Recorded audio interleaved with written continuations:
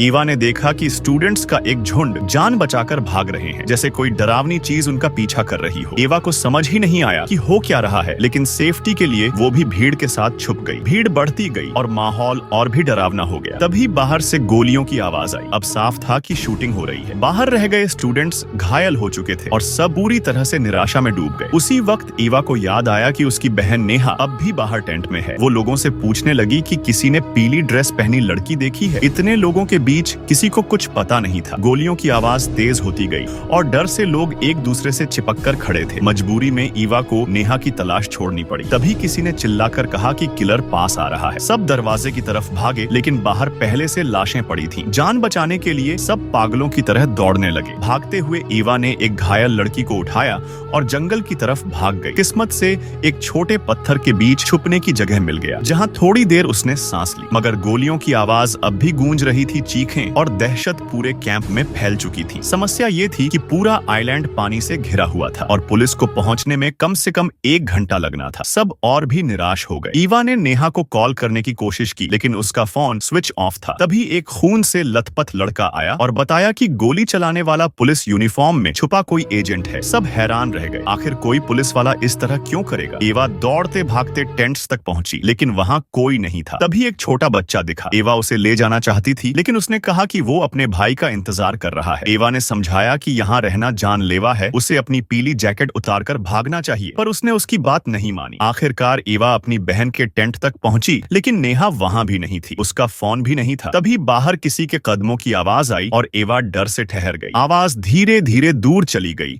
और वो सावधानी से जंगल की तरफ निकल गई। जंगल में हर तरफ गोलियों की आवाज गूंज रही थी। थकान से चूर ईवा एक बड़े पेड़ के पीछे छुप गई। जब आवाज थोड़ी कम हुई तो उसने भागने की कोशिश की।